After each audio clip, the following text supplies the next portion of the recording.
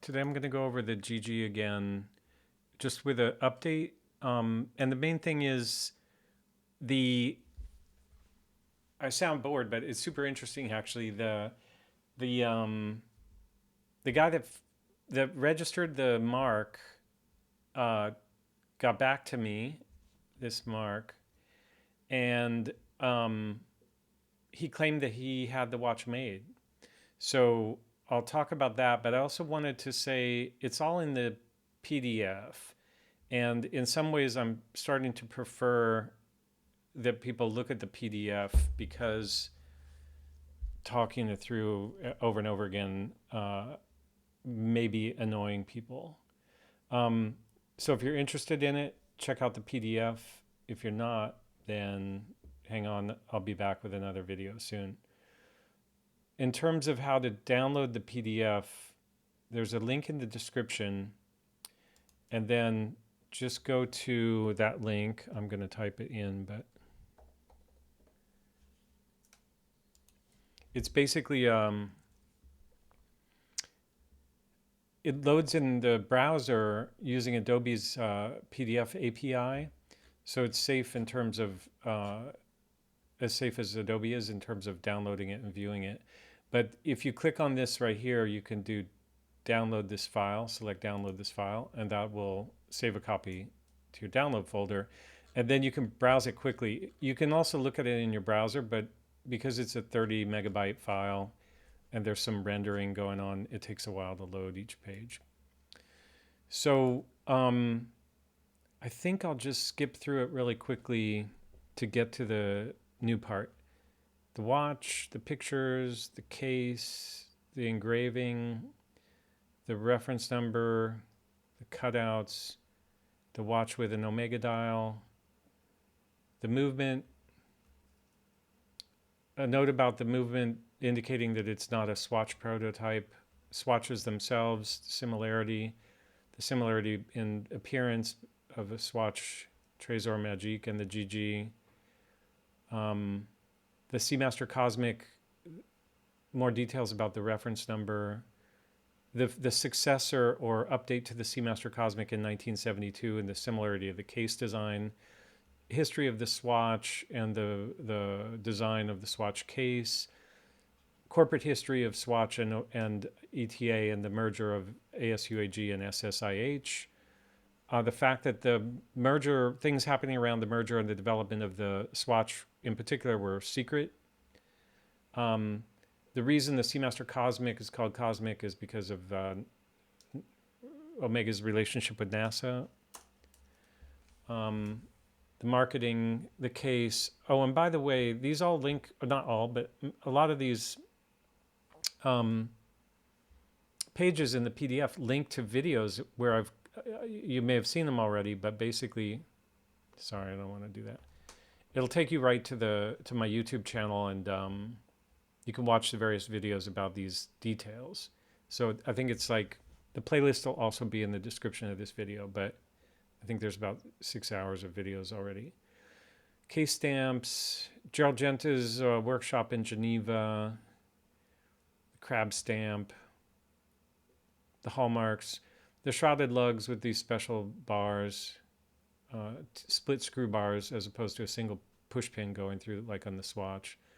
The crab stamp again, the gold stamp mismatch, like there are gold stamps on the buckles and the free ring and the case, and there's a mismatch between the buckle and the case and free ring. The fact that the leather straps for the swatch don't fit through the free ring. It is all 18 karat gold. This screw bar is actually 22 or higher gold. Omega had a patent in 1965 on the screw bar, or that featured the screw bar as part of integrated bracelet design. And Gerald Genta was probably involved in that because he was working exclusively for Omega from the years of 1960 or 61 to 65. And Pierre Monod, who was a head of creative for Omega at the time, his name is on the patent. but they were working together, and it is the first integrated bracelet patent. And it was common to not credit designers, but rather credit the company, the people with the companies for the patents. You'll see that later. The lugs, these are just little details about. Part of this whole thing was just like to go into, I wanted to go into as much detail as possible, gather as much kind of physical evidence. The crystal on the GG is the same size as on this swatch, one of the very early swatch prototypes, which is kind of unusual coincidence. And then the case hinge patent filed in 1982 seems to show the design of the GG, even though it wasn't used in the actual swatch design until 8 years later in the chrono and 12 years later in the irony. Well, the swatches at the time looked like this, the Schmid-Muller design, the flat back. But in the patent, which was concurrent with the origins of the swatch, it was depicted differently. It was depicted more like the GG. So that's a suggestion that the GG was the original design of the swatch. And I did a whole video about the patents, and I don't know why there's not a link there. But anyway, the patents and how you can kind of read from patents and understand what may have existed in terms of prior art, and that hints also that the GG already existed. The dial of the GG is important, as you'll see, because it's kind of very handmade, and it's a 1966 cosmic dial. So if it was added in the 1990s, it's a strange way to go about it, to make a sloppy dial like this in a gold case, if the gold case was made in the 1990s. The dial and hands, the dots, this is all about dial stuff, more about patents. This is a direct comparison of the GG with the dial that came with it and the Omega Seamaster Cosmic dial. More about the patents. Here's the link to the longer discussion. Well, actually, this is about, there's also some features in the case. In the GG itself, it's incompatible with swatch plastic straps because the design is different. So that's kind of evidence that the GG is not a copy of a swatch, a chrono, or any other swatch, because swatches are all compatible with 40 years of plastic watches, which are very specifically engineered to fit in the lugs of a swatch. And the GG, they don't fit. The plastic, they don't fit. So this page is kind of important also because these three watches were 1960s, latest was 1972, Omega designs that are very similar to the GG. In particular, this Omega DeVille. It's really just the curves that are different. This is also monocoque. It also uses the Tool 107, the same size crystal. It also has shrouded lugs. It's just in this case it doesn't have the bridges. So if you look at this design evolution, it's highly suggestive that it wouldn't have shocked anybody to have seen this case in 1966, in my opinion. It's falling in line with what was happening with the Omega case design during that time, a lot of which was directly because of Genta, like this is the C-shaped Genta case. This integrated bracelet case may or may not have been Genta, but that was what was happening in that time period also in terms of what Genta was doing with the Royal Oak and the Nautilus. People were starting to do these kind of steel sports watches, and the Seamaster Cosmic has that look as well. And at the same time, it has this kind of shape of the GG. Now, none of this in itself is evidence of anything, because the designers at ETA could have also been looking at these actual watches, and why not? And they could have said, well, this fits in there as well. So ETA could have designed the swatch separately, just to made it look like it belonged in the collection 1960s Omega collection. But here's where it gets interesting. The crab stamp, I found, I sent a letter to and a previous version of this PDF to this person who had registered the crab stamp as a responsibility mark in Switzerland. They also registered it as a trademark, international trademark. They let the trademark application lapse after 11 years or 15 years, whatever the term of that is. But they renewed the responsibility mark in 2011. This responsibility marks have 20-year terms, and here you can see it's been renewed last till 2031. It was originally applied for on July 19 of 1991, and this is where the details that you may not know, so I'll start filling in more detail, will come into play. In 1991, June 1st, Ernst Tomke's last day at Swatch Group ETA. He had been the head of ETA at the time that the Swatch was developed. He was starting to have conflicts with Nicholas Hayek, and on June 1st, he was his last day. This responsibility mark was filed on July 19th, which is about 6 weeks later. So I took the responsibility mark, a printout of it, I got it from the federal office, and I went to the local office where they actually stamp gold watches in Geneva. It's a function of the customs office, but they do it there. You take in precious metal watch cases, and they do it while you wait. I saw people going in and out when I was doing this. But anyway, I showed them the picture of the detailed microscope pictures of the GG watch, the crab stamp in the watch, and I showed them the printout from the federal office, and they said that they wouldn't accept the watch as being the registered mark because they were different. They were different in the legs being sharp square shapes in the registration and curved in the actual watch, or rounded, and they were different in the eyes of the crab. So that's not definitive, but that's what the guy looked at and he told me he wouldn't accept it.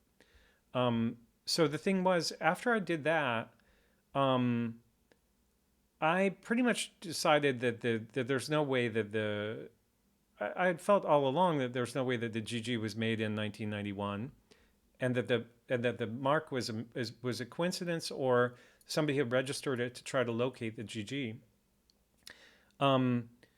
But the guy that registered it got back to me a few hours after I got back from the federal office and had that conversation.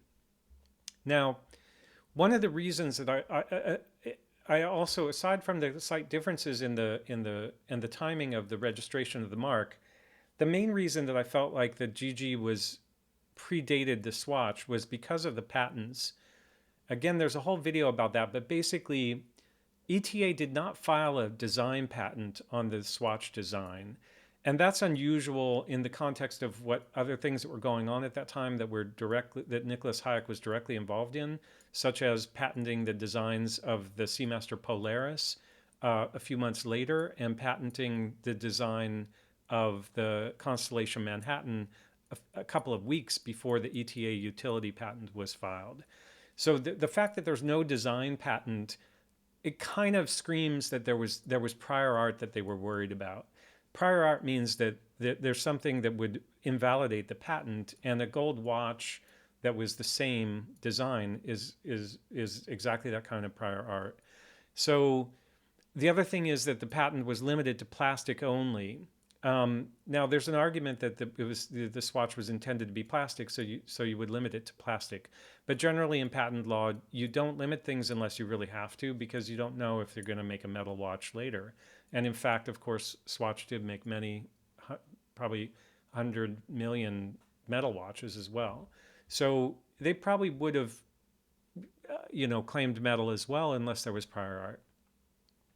And then there's that drawing of the case back that I mentioned. So those three elements are really strong indicators to me that the GG was predated the Swatch and took this kind of path that I've hypothesized to get to where it was.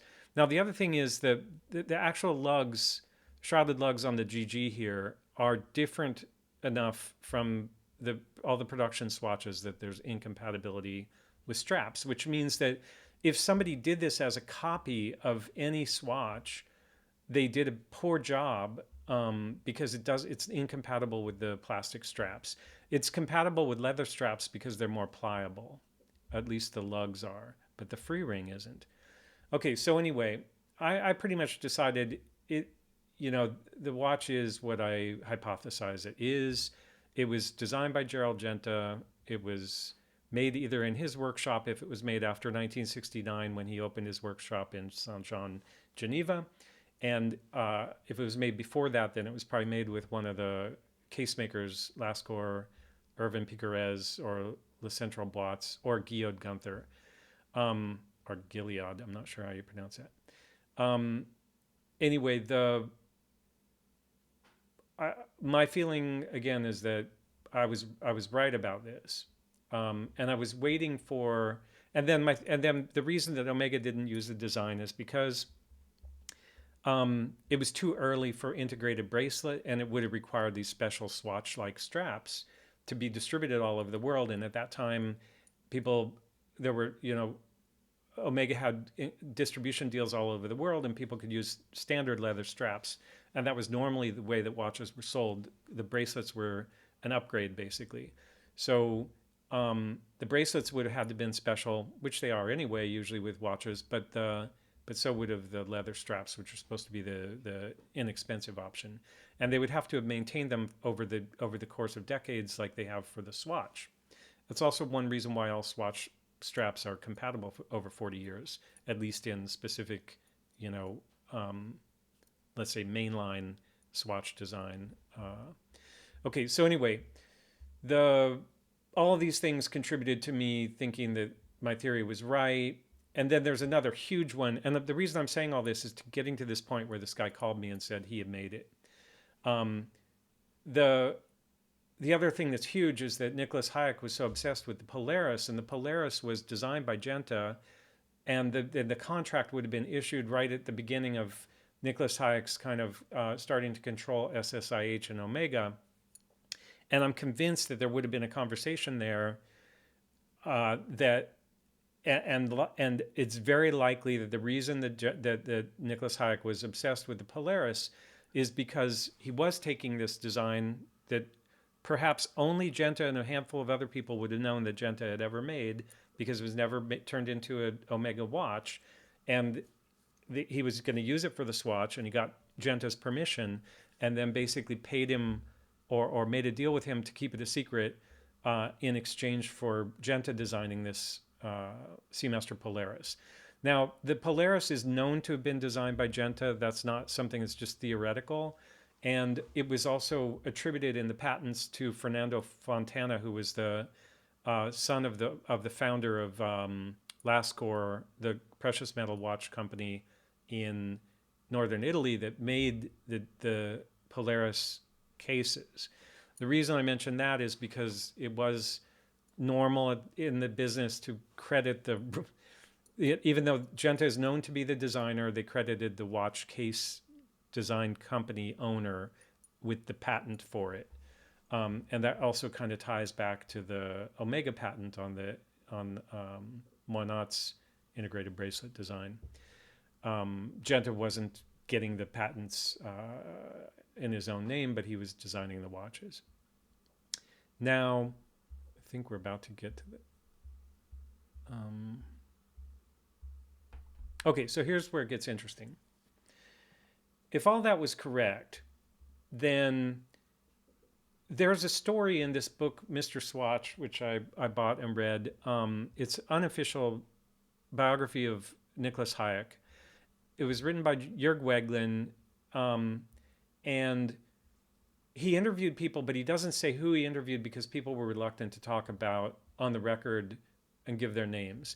So I don't know who he got this information from, but he basically, in the book, he says that in 1991, Hayek discovered that a Swatch prototype had been taken when Tomke quit working for the company, so June 1st, 1991, and that it ended up in an auction catalog in Zurich, and that Hayek pursued this removal from ETA of that watch through the courts, including charging persons unknown, it says in the book, with a crime or criminal case of what they ended up in the German translation says unfair competition by the person that made it. Oh, sorry, I'm confusing things. So that's why you need to read the PDF. In the book, it's identified as a prototype, but it's not identified specifically as the GG. It's identified as, and I don't know if it's the same watch. It could be a completely different watch. It's identified as a Swatch prototype with a Rado dial. So I looked at Rado, and I found these are modern watches. I just saw this one is still on sale today. So, they go back. I don't know how far. I haven't gone into that much detail. But the fact is, Rado used these little dial dots, and Rado did these kind of dials with crosshair dials with dots and solid black dials, and they did it back then as well. So it's possible, and we're only talking about the 90s, not the 60s. It's possible that it was called a Rado dial in the GG, or it's possible it was a different watch.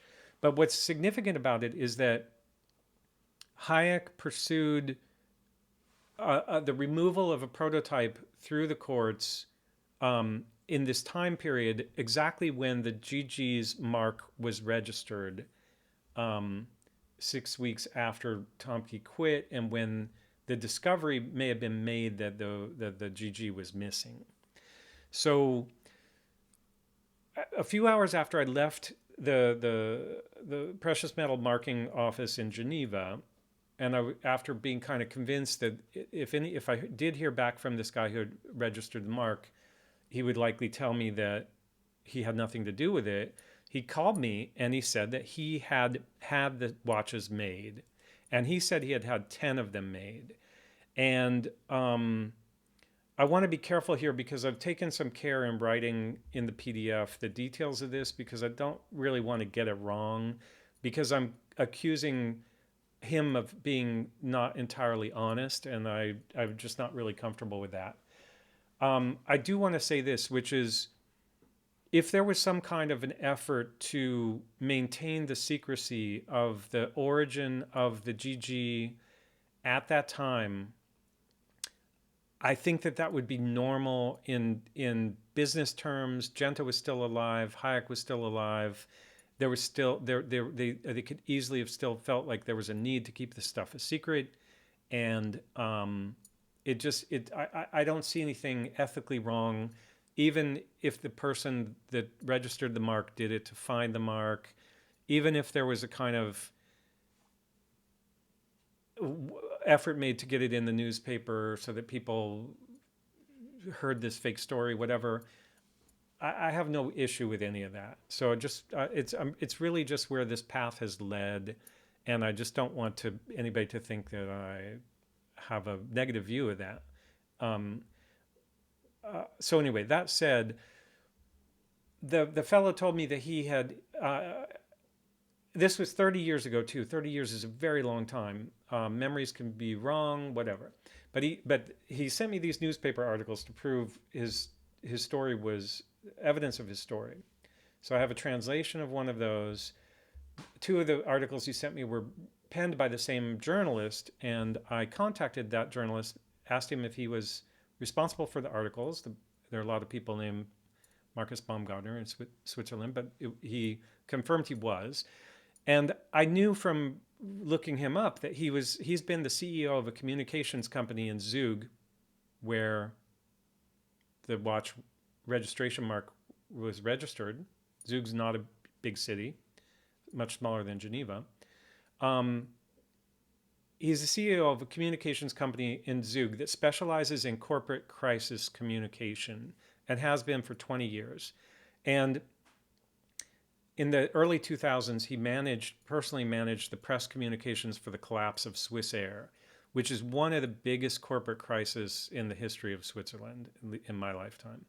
So, and he happened to write these articles. So I, I again, I've been totally honest with everybody, including Swatch and Omega historians throughout this process, and everybody I've talked to about this. I reached out to him and I sent him a link to the previous version of the PDF, which had my whole theory in it, and he wrote me back and said, "You do a great work, but I have nothing more to add."